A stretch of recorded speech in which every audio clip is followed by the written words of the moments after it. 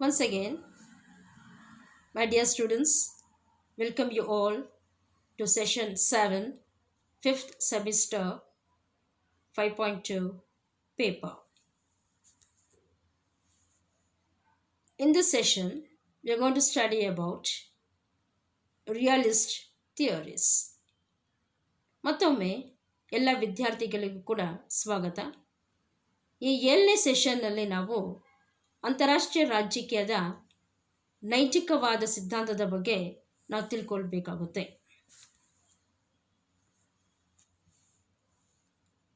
First, before going into the realist theory, we are going to just say what is the subject outcome of the previous session. The previous session was concerned with idealist theory of international politics, where we studied about the importance of moral values in international politics, importance to world peace, family of nations, moral values, positive human nature, and what to be avoided. 6ನೇ ಸೆಷನ್ನಲ್ಲಿ ನಾವು ಸರ್ವಪ್ರಥಮವಾಗಿ ಆದರ್ಶವಾದ ಸಿದ್ಧಾಂತದ ಬಗ್ಗೆ, ನೈತಿಕ ಮೌಲ್ಯಗಳ ಬಗ್ಗೆ ನಾವು ಅಧ್ಯಯನ ಮಾಡಿದ್ವಿ. ಆದರ್ಶವಾದ ಸಿದ್ಧಾಂತವು ವಿಶ್ವದ ಶಾಂತಿಗೆ ಹೆಚ್ಚಿನ ಪ್ರಾಮುಖ್ಯತೆಯನ್ನು ನೀಡತಕ್ಕಂಥದ್ದು. ಫ್ಯಾಮಿಲಿ ಆಫ್ ನೇಷನ್ಸ್, ವಾಸುದೇವ ಕುಟುಂಬಕಂ ಏನಂತ ಹೇಳ್ತೀವೋ, ಅಂದರೆ ಎಲ್ಲ ರಾಷ್ಟ್ರಗಳು ಒಂದು ಕುಟುಂಬ ಸಮಾನವಾಗಿರುತ್ತೆ ಅಂತ ಬಗ್ಗೆ ಅಧ್ಯಯನ ಮಾಡಿದ್ವಿ. Moral values, we studied about what is right and what is wrong. ನೈತಿಕ ಮೌಲ್ಯಗಳ ಬಗ್ಗೆ ನಾವು ಅಧ್ಯಯನವನ್ನು ಮಾಡಿದ್ವಿ. ಪಾಸಿಟಿವ್ ಹ್ಯೂಮನ್ ನೇಚರ್, ಸಕಾರಾತ್ಮಕವಾದ ಮಾನವನ ಸ್ವಭಾವ, ವಾಟ್ ಟು ಬಿ ಅವಾಯ್ಡೆಡ್, ಯುದ್ಧವನ್ನು ರದ್ದುಗೊಳಿಸುವುದು. ಇದು ನಾವು ಲಾಸ್ಟ್ ಸೆಷನಲ್ಲಿ ಓದಿರ್ತಕ್ಕಂಥ ಟಾಪಿಕ್ ಆಗಿರುತ್ತೆ.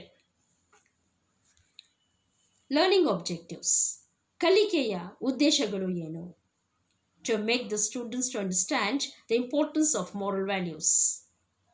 ಮೊದಲನೇದು, ಇದರಲ್ಲಿ ಕಲಿಕೆಯ ಉದ್ದೇಶ ಏನೆಂದರೆ ನೈತಿಕ ಮೌಲ್ಯಗಳ ಬಗ್ಗೆ ಪ್ರಾಮುಖ್ಯತೆಯನ್ನು ನೀಡುವುದು. To make the students to understand the spirit of internationalism, ಅಂತಾರಾಷ್ಟ್ರೀಯತೆಯ ಬಗ್ಗೆ ಅವರಿಗೆ ಮಾಹಿತಿಯನ್ನು ನೀಡುವುದು. To make the students to understand moral values, ಮತ್ತೊಮ್ಮೆ ನೈತಿಕ ಮೌಲ್ಯಗಳ ಪ್ರಾಮುಖ್ಯತೆಯ ಬಗ್ಗೆ ತಿಳಿದುಕೊಡುವುದು. To make the students to understand the role of international organizations, ಅಂತಾರಾಷ್ಟ್ರೀಯ ಸಂಘಟನೆಯ ಪಾತ್ರದ ಬಗ್ಗೆ ಮಾಹಿತಿಯನ್ನು ನೀಡುವುದು. To make the students to understand the evils of war, ಯುದ್ಧದ ಅಪಘಾತಗಳ ಬಗ್ಗೆ, ಯುದ್ಧದ ಅವಗುಣಗಳ ಬಗ್ಗೆ ತಿಳುವಳಿಕೆಯನ್ನು ನೀಡುವುದು. International politics, we are going to study about the realistic theory. ಅಂತಾರಾಷ್ಟ್ರೀಯ ರಾಜಕೀಯದಲ್ಲಿ ವಾಸ್ತವಿಕ ಸಿದ್ಧಾಂತ ಅಥವಾ ನೈತಿಕವಾದ ಸಿದ್ಧಾಂತವನ್ನು ನಾವು ಅಧ್ಯಯನ ಮಾಡಬೇಕಾಗುತ್ತೆ. This theory was propounded by A.H. Carrs, George Cannon, Thomson, Schumann and Hans J. Morgenthau. ಈ ಸಿದ್ಧಾಂತವನ್ನು ಪ್ರತಿಪಾದಿಸಿದವರು A.H. Carrs, George Kennan, Thomson, Schuman ಮತ್ತು Hans J Morgenthau. The assumption is rivalry and strife among the nations. ಮೊದಲನೇ ಸಿದ್ಧಾಂತ ಏನೆಂದರೆ, ಈ ಸಿದ್ಧಾಂತದ ಪ್ರಕಾರ ಪ್ರತಿಯೊಂದು ರಾಷ್ಟ್ರಗಳು ಘರ್ಷಣಾತ್ಮಕವಾಗಿರುತ್ತೆ, ಘರ್ಷಣೆಗಳೇ ಅದರ ಪಾತ್ರವಾಗಿರುತ್ತೆ. So this theory says that every nation will be with conflict.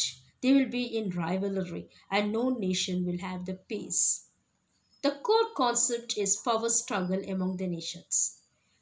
ಪ್ರಮುಖವಾದ ಈ ಸಿದ್ಧಾಂತದ ಮೂಲ ಏನೆಂದರೆ ಅಧಿಕಾರ, ಶಕ್ತಿಯನ್ನು ಪಡೆಯುವುದೇ ಪ್ರತಿಯೊಂದು ರಾಷ್ಟ್ರದ ಗುರಿಯಾಗಿರುತ್ತೆ.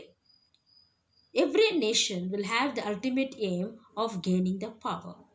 Negative traits of human nature. So this theory says that human beings are very bad. They have got negative qualities like conflict. They are gregarious kind of human nature. They have got the fighting. The man has got the fighting by nature. Is a quarrelsome by nature. He doesn't like peace. He likes always a strife. He likes conflict. So ಇದು ಮಾನವನ ಸ್ವಭಾವ ಏನಿದೆ ಅದನ್ನು ನಕಾರಾತ್ಮಕವಾಗಿ ವಿವರಿಸಿದೆ. ಅಂದರೆ ಮಾನವರಲ್ಲಿ ಇರತಕ್ಕಂಥ ಆ ಪ್ರಾಣಿಯ ಪ್ರವೃತ್ತಿಗಳು ಏನಿದೆ, ಘರ್ಷಣಾತ್ಮಕ, ಜಗಳಗಂಟಿ ಅಂತ ಕರಿತೀವಿ, ಇಂಥ ಪ್ರವೃತ್ತಿಯು ಮಾನವನು ಸ್ಥಾಪನೆ ಮಾಡಿಕೊಂಡಿರುತ್ತಾನೆ. National interest is considered important. ರಾಷ್ಟ್ರದ ಆಸಕ್ತಿಗೆ ಪ್ರಾಮುಖ್ಯತೆಯನ್ನು ಕೊಡುತ್ತೆ. Which means to say the nations doesn't give importance to peace, they don't give importance to security, but they've got their own narrow national interest. ಅಂದರೆ ಪ್ರತಿಯೊಬ್ಬ ಮಾನವ ರಾಷ್ಟ್ರಗಳು ಏನಿದೆ ಅದು ರಾಷ್ಟ್ರದ ಆಸಕ್ತಿಗೆ ಪ್ರಾಮುಖ್ಯತೆ ಕೊಡುತ್ತೆ ಹೊರತು ಅದು ವಿಶ್ವದ ಶಾಂತಿಯಾಗಲಿ ಅಂತಾರಾಷ್ಟ್ರೀಯ ಭದ್ರತೆಯಾಗಲಿ ಇದಕ್ಕೆ ಪ್ರಾಮುಖ್ಯತೆಯನ್ನು ನೀಡುವುದಿಲ್ಲ. Foreign policy should be concerned more with political requirement of success rather than ideology. ಅಂದರೆ ವಿದೇಶಾಂಗ ನೀತಿ ಏನಿದೆ ಇದು ಆ ರಾಷ್ಟ್ರ ಆಸಕ್ತಿಗೆ ಅನುಗುಣವಾಗಿ ಅದನ್ನು ನಾವು ರಚನೆ ಮಾಡಬೇಕು ಹೊರತು ಆದರ್ಶದ ಮೂಲಕವಲ್ಲ. So this theory says the foreign policy, the international relations of any nation should be practical. It should be practical based upon the national interest and not based upon the imaginative ideas, not based upon the imaginative ideology of world peace or security. Moral principles are not universal, which means to say that all the countries don't have the uniform moral principles. For one nation, the security may be the moral principle, but for other nation, expansionism becomes more important. For one nation, international security becomes more important, but for another nation, imperialism becomes more important. And therefore, the moral values, you cannot universalize it. So ಇದರ ಪ್ರಕಾರ ಏನೆಂದರೆ ನೈತಿಕ ಮೌಲ್ಯಗಳು ಏನಿದೆ ಈ ನೈತಿಕ ಮೌಲ್ಯಗಳನ್ನು ನಾವು ಸಾರ್ವತ್ರಿಕ ಮಾಡುವುದಕ್ಕೆ ಸಾಧ್ಯವಿಲ್ಲ. ಏಕೆಂದರೆ ಒಂದು ರಾಷ್ಟ್ರದ ನೈತಿಕ ಮೌಲ್ಯ ಮತ್ತು ಬೇರೆ ಒಂದು ರಾಷ್ಟ್ರದ ನೈತಿಕ ಮೌಲ್ಯ ಒಂದೇ ಸಮಾನವಾಗಿ ಇರುವುದಕ್ಕೆ ಸಾಧ್ಯವಿಲ್ಲ. ಒಂದು ರಾಷ್ಟ್ರಕ್ಕೆ ಶಾಂತಿ ನೈತಿಕ ಮೌಲ್ಯವಾಗಿದ್ದರೆ ಇನ್ನೊಂದು ರಾಷ್ಟ್ರಕ್ಕೆ ವಿಸ್ತರಣೆ ನೈತಿಕ ಮೌಲ್ಯವಾಗಿರುತ್ತೆ. ಒಂದು ರಾಷ್ಟ್ರಕ್ಕೆ ಭದ್ರತೆ ಮೌಲ್ಯವಾಗಿದ್ದರೆ ಇನ್ನೊಂದು ರಾಷ್ಟ್ರಕ್ಕೆ ಸಾಮ್ರಾಜ್ಯಶಾಹಿ ಮೌಲ್ಯವಾಗಿರುತ್ತೆ. Autonomy of political sphere is protected. Which means to say that every nation has got its own autonomy. Every nation has got its own independence to protect its national interest. ಅಂದರೆ ಪ್ರತಿಯೊಂದು ರಾಷ್ಟ್ರವು ಅದಕ್ಕಾದ ಸ್ವಾಯತ್ತತೆ ಇದೆ. ಆ ಸ್ವಾಯತ್ತತೆಯಿಂದ ಅದರ ರಾಜ್ಯಕ್ಕೆ ಆಸಕ್ತಿ ಏನಿದೆ ಅದನ್ನು ರಕ್ಷಿಸಿಕೊಳ್ಳಬಹುದು. So this is what is assumptions of the realistic theory. So ಇದೆಲ್ಲ ನಾವು ಏನು ಇವಾಗವರೆಗೂ ಮಾಡಿದ್ವೋ ಅದು ನೈತಿಕವಾದದ ಅಥವಾ ವಾಸ್ತವಿಕವಾದದ ಲಕ್ಷಣಗಳು ಆಗಿರುತ್ತೆ. Now let us come to the critical estimate of realistic theory. So ಇವಾಗ ನಾವು ನೈತಿಕ ಅಥವಾ ವಾಸ್ತವಿಕ ಸಿದ್ಧಾಂತದ ವಿಮರ್ಶನೆಯನ್ನು ಗಮನಿಸೋಣ. The theory is practical and realistic since the nations are concerned with power. So this theory, when you say, it is not something idealistic, it is not utopian, but it is practical because every nation, ultimately they want power. What is power? The power, when you say, you mean it is a capability of one nation to control another nation. So every nation wants to control other nation. No nation likes to be under the peace. They don't like to have the moral values. So ಇಲ್ಲಿ ನಾವು ರಾಜಕೀಯ ಸಿದ್ಧಾಂತ ಅಂತ ತಗೊಂಡ್ಮೇಲೆ ಎಲ್ಲ ರಾಷ್ಟ್ರಗಳು ಶಕ್ತಿಗೆ ಅಧಿಕಾರಕ್ಕೆ ಹೆಚ್ಚಿನ ಮಹತ್ವ ಕೊಡುತ್ತೆ ಹೊರತು ಅದು ಯಾವುದೇ ಪ್ರಕಾರವಾಗಿ ಅಂತಾರಾಷ್ಟ್ರೀಯ ಶಾಂತಿ ಭದ್ರತೆಗೆ ಮಹತ್ವ ನೀಡುವುದಿಲ್ಲ. Conflict and strife among the nations are true. So every nation, if you see the day in and out in the newspapers or in media, you see that the nations always are in conflict. They have got the disputes. No nation is peaceful in the today's modern world. So ಇನ್ನೊಂದು ನಾವು ಗಮನಿಸಬೇಕಂದ್ರೆ ಪ್ರತಿಯೊಂದು ರಾಷ್ಟ್ರವು ಘರ್ಷಣಾತ್ಮಕವಾಗಿರುತ್ತೆ. ಒಂದಲ್ಲ ಒಂದು ಆಸಕ್ತಿ ಅದರಲ್ಲಿ ಘರ್ಷಣೆಗಳು ಇರುತ್ತೆ ಹೊರತು ಶಾಂತಿಗಿಂತನೂ ರಾಷ್ಟ್ರಗಳಲ್ಲಿ ಘರ್ಷಣೆಗಳೇ ಹೆಚ್ಚಾಗಿ ನಾವು ಕಾಣಬಹುದು. The theory does not establish peace among the nations. The realistic theory, it establishes conflict. It establishes war, but does not bring any kind of peace. So ಈ ಸಿದ್ಧಾಂತ ಏನಿದೆ ಇದು ರಾಷ್ಟ್ರಗಳಲ್ಲಿ ಶಾಂತಿಯನ್ನು ಸ್ಥಾಪಿಸುವುದಿಲ್ಲ, ಇದು ಘರ್ಷಣೆಗಳನ್ನು ಸ್ಥಾಪಿಸುವ ಸಿದ್ಧಾಂತವಾಗಿರುತ್ತೆ. The negative aspect of human nature is not true, which means to say the man is not always bad. The man is not always for bloodshed or for conflict. It also has got certain kind of the positive aspect which is ignored by this theory. ಇಲ್ಲಿ ಪ್ರತಿಯೊಬ್ಬ ಮಾನವನ ಸ್ವಭಾವವು ತಗೊಂಡ್ರೆ ಇದು ನಕಾರಾತ್ಮಕವಾಗಿರುವುದಿಲ್ಲ.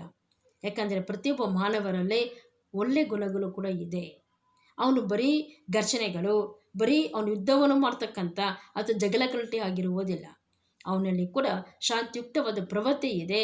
ಆದರೆ ಈ ತತ್ವವು ಅದನ್ನು ಪರಿಗಣಿಸುವುದಿಲ್ಲ. It does not give importance to ideals and values. So moreover, this theory gives importance only to power, but not to the moral values. So ಈ ಸಿದ್ಧಾಂತನ ತಗೊಂಡ್ರೆ ಇದು ಯಾವುದೇ ಪ್ರಕಾರವಾಗಿ ನೈತಿಕ ಮೌಲ್ಯಗಳು ಅಥವಾ ಆದರ್ಶಕ್ಕೆ ಮಹತ್ವ ಕೊಡುವುದಿಲ್ಲ. ಇದು ಬರೀ ಅಧಿಕಾರ, ಶಕ್ತಿ ಮತ್ತು ಯುದ್ಧಕ್ಕೆ ಮಾತ್ರ ಮಹತ್ವ ನೀಡ್ತಕ್ಕಂಥ ಒಂದು ತತ್ವವಾಗಿದೆ. This theory will lead to continuous war among nations, which means to say this theory does not establish international peace and security. It only brings about war.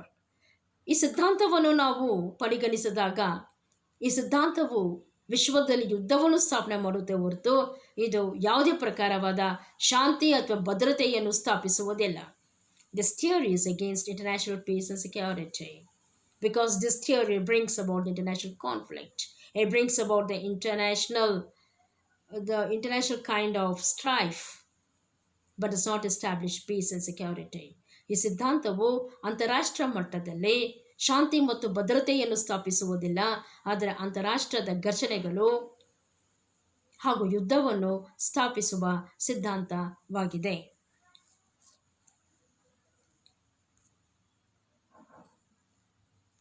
So therefore, what we can say is that, in conclusion, that this theory, if you take, it is a theory which does not establish peace and security. It is a theory which is based upon the war and conflict. So ಇದರಲ್ಲಿ ಉಪಸಂಹಾರದಲ್ಲಿ ನಾವು ಏನು ಹೇಳ್ಬೋದು ಅಂದರೆ, ಈ ಸಿದ್ಧಾಂತ ಏನಿದೆ, ಈ ವಾಸ್ತವಿಕ ಸಿದ್ಧಾಂತದಿಂದ ಅಂತಾರಾಷ್ಟ್ರೀಯ ಶಾಂತಿ ಮತ್ತು ಭದ್ರತೆಯನ್ನು ಸ್ಥಾಪಿಸುವುದಕ್ಕೆ ಸಾಧ್ಯವಿಲ್ಲ. ಇದು ಯುದ್ಧವನ್ನು ಮಾತ್ರ ತರುವುದಕ್ಕೆ ಸಾಧ್ಯತೆ ಇರುತ್ತೆ, ಘರ್ಷಣೆಗಳನ್ನು ಸ್ಥಾಪನೆ ಮಾಡುವ ಸಿದ್ಧಾಂತವಾಗಿದೆ ಅಂತ ಹೇಳಿ ನಾನು ಈ ಟಾಪಿಕನ್ನು ಇಲ್ಲೇ ಮುಗಿಸ್ತಾ ಇದ್ದೇನೆ. ಸೊ ಎಲ್ರಿಗೂ ಮತ್ತೊಮ್ಮೆ ಧನ್ಯವಾದಗಳು. So by telling with that, the conclusion is that I am going to stop the topic over here, the session, and once again thanking you all.